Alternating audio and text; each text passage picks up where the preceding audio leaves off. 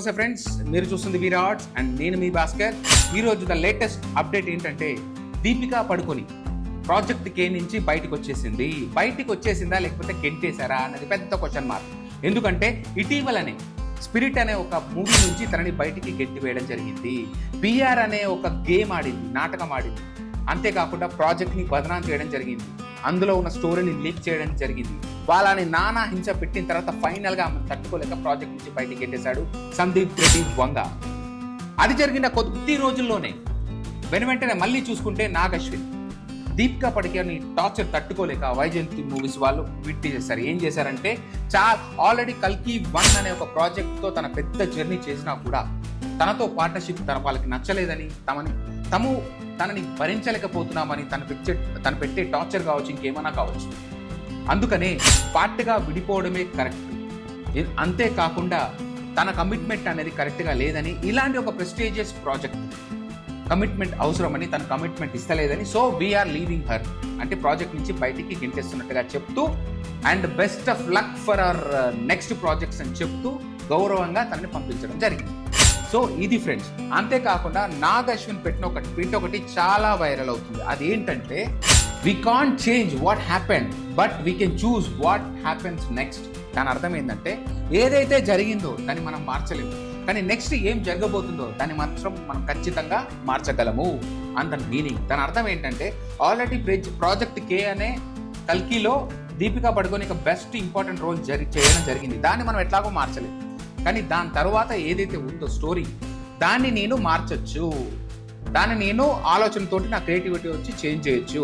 నీ వల్ల మాకు వచ్చి ఒరిగేది ఏం లేదు, పోతో పోయినా పో అన్నట్టుగా డైరెక్ట్గానే టిట్ ఫర్ టాట్ లాగా ఆమె చెంప మీద ఒక స్లాప్ వేశాడు Naga Ashwin. So this is a great tit for tat అని చెప్పొచ్చు. ఇప్పటికైనా దీపికా పడుకోనికి బుద్ధి వస్తుందని మన నమ్మకం. అంతేకాకుండా సడన్గా నిన్న రాత్రి ఇంకో న్యూస్ వచ్చింది. ఏంటంటే అల్లు అర్జున్ మూవీ ఏదైతే సైన్స్ ఫిక్షన్ మూవీ ఉందో ఆ మూవీలో నుంచి కూడా తనని గెంటేసినట్టుగా ఇన్ఫర్మేషన్.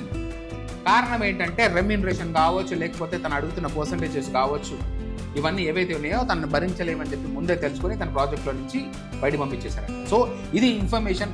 ఇది ఎంతవరకు నిజం అనేది ఇంకొంచెం, ఎందుకంటే అఫీషియల్గా అనౌన్స్ చేయాలి కదా, సో అప్పటిదాకా మనం వెయిట్ చేయాల్సి ఉంటుంది. అంతేకాకుండా అస్సలు దీపికా పడుకొని ఏమనుకుంటుంది, వై బికాస్ ఒక స్టార్ లాగా ఫీల్ అయిపోతుంది తను. అంతెందుకు ఆల్రెడీ 25 కోట్లు కావచ్చు, ఇంకెక్కువనే కావచ్చు రెమ్యూనరేషన్ తీసుకుంటుంది. తన దగ్గర ఉన్న 25 మంది స్టాఫ్స్ కావచ్చు, వాళ్ళందరికీ కూడా మెయింటెనెన్స్ కూడా ఏదైతే సో కాల్డ్ ప్రొడ్యూసర్ ఉన్నారో వాళ్ళే భరించాలి. ఇది కాకుండా ఒక టైమ్స్ కండిషన్స్ పెట్టడం, టైంకి రాకపోవడం, అంతేకాకుండా లగ్జరీస్ లైఫ్ కోరుకోవడము, ఆ స్పాట్లో కావచ్చు, లొకేషన్లో కావచ్చు, ఇవన్నీ భరించినా సరే లేనిపోని రూల్స్ పెట్టడం, అవతల వాళ్ళని బ్లేమ్ చేయడం. ఇంత ముందు కూడా సందీప్ రెడ్డి వంగ మీద మనకి ఏం చేసిందంటే స్టోరీలో చాలా బోల్డ్నెస్ ఉన్నాయి, చాలా ఇంటిమేట్ సీన్స్ ఉన్నాయి, so I can't do it అని చెప్పి మాట్లాడడం జరిగింది. సరే తినే జెన్యూన్గానే మాట్లాడుతుందని మనం అనుకున్నాం. అంత ముందుకు రిలీజ్ అయిన పఠాన్ మూవీ ఎంతమంది చూశారు? అందులో నార్మల్గా ఒక యాక్ట్రెస్ కావచ్చు, ఒక హీరోయిన్ కావచ్చు, సినిమాలో గ్లామర్ రోల్ చేస్తుంది, కొంచెం ఎక్స్పోజింగ్ చేస్తుంది. దాని ద్వారా ఎందుకంటే ఇట్స్ కామన్ అనమాట ఫిలింలో, కానీ ఆ పాలు దాటి వల్గారిటీ, డర్టీ అని ఏదైతే ఉంటుందో ఆ లెవెల్కి రీచ్ అయిపోతే దీపికా పడుతుంది. మీరు పఠాన్ మూవీ చూసినట్టయితే క్లియర్గా అర్థమవుతుంది. తను వేసుకున్న బికినీ కావచ్చు, తను వేసుకున్న డ్రెస్సెస్ కావచ్చు, అసలు చెప్పుకోలేము, అంత దరిద్రంగా, అంత దారుణంగా ఉన్నాయి. అలాంటి దీపికా పడుతుంది. ఇంత ముందుకు చాలాసార్లు సిల్వర్ సెల్లాయిడ్ మీద తన లిప్ కిసెస్ కావచ్చు, గ్లామర్స్ కావచ్చు, మొత్తం అందాలు ఆరబోసిన దీపికా పడుతుంది. ఇలాంటి మాటలు మాట్లాడుతుందంటే ఎవరికైనా సహిస్తుందా?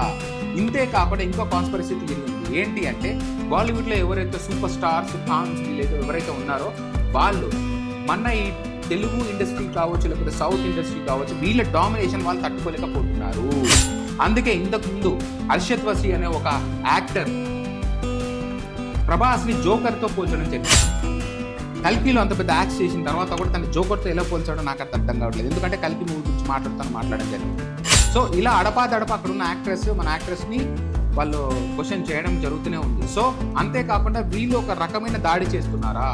ఎందుకంటే ఆల్రెడీ దీపికా పడుకొని ప్రాజెక్ట్ ఉంది కాబట్టి తన ద్వారా డిలే చేయించి, తన ద్వారా ఇప్పుడు ఆమె లేకపోతే గత్యంతరం ఉండదు కాబట్టి బెగ్ చేసుకొని, బతిమలాడుకొని తనతో యాక్టింగ్ చేయించుకుంటారని ఆమె పని చేసిందా?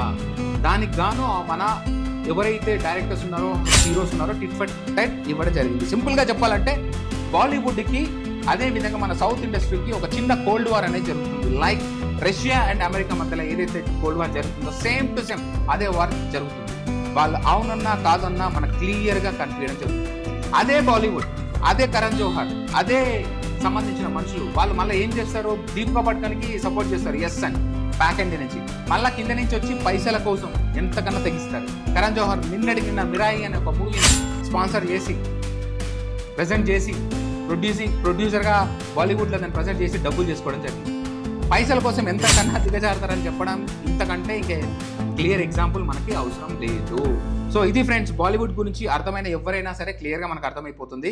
మన చిన్న చిన్న సినిమాలు కూడా అక్కడికి వెళ్ళి వండర్ఫుల్ హిట్లు కొడుతుంటే అక్కడ పెద్ద పెద్ద బడా హీరోలు కూడా ఉల్టా పడి ధమాల్ అయిపోతున్నారు. So Bollywood is no more. యాక్చువల్గా చెప్పాలంటే ఇండియన్ ఇండస్ట్రీ అంటే మనదే ఇండియన్ ఇండస్ట్రీ. బాలీవుడ్ వాళ్ళు మొత్తం హాలీవుడ్ని కాపీ కొట్టి ఆ గ్లామర్ మీద డిపెండ్ అయ్యి ఉంటారు. ఎప్పుడైతే ఈ సో కాల్డ్ సీరియల్లో మనము వెబ్ సిరీస్ వచ్చేస్తాయి కదా, ఆ వెబ్ సిరీస్ వచ్చినప్పటి నుంచి బాలీవుడ్ కనపడకుండా పోయింది. సో సంథింగ్ డిఫరెంట్ ఉంటేనే ఎవరైనా మూవీస్ చూస్తారు కదా, ఆ డిఫరెన్స్ అనేది బాలీవుడ్ తీసుకురాలేకపోతుంది. ఇక్కడి నుంచి వెళ్ళిన ఇండస్ట్రీ అది సాధించగలదు. సో అది భరించలేని కన్నుకుంటితనంతో చేస్తున్న బాలీవుడ్ యాక్టర్స్ కావచ్చు, లేకపోతే బాలీవుడ్ బడా బాబులు కావచ్చు, ఇదో పెద్ద గుణపాఠం. అండ్ మనం కూడా నేర్చుకోవాల్సిన పాఠాలు ఏంటి, మన ప్రొడ్యూసర్స్ కావచ్చు, మన డైరెక్టర్స్ కావచ్చు, మన యాక్టర్స్ కావచ్చు, మన దగ్గర ఉన్న స్టఫ్ తోటే మనం కొట్టి చూపుతాము. మనకెందుకు దిక్కుపడుతుంది, మనకు లేరా మన దగ్గర actors? This is good example and hats off Nag Ashwin and Sandeep Reddy Vanga. అదే విధంగా అట్లీ కూడా నువ్వు కూడా ఆలోచించు, దీపికా పట్టేల్ తీసుకున్నట్టయితే ప్రాజెక్ట్ బిస్కెట్ అవ్వడం ఖాయం. So take a good decision. ఇది ఒక పెద్ద టిట్ ఫర్ టెట్ అని మనం నమ్ముతూ జై హింద్, జై భారత్. ఉంటాను. Thank you so much friends. Signing off, నేను మీ భాస్కర్.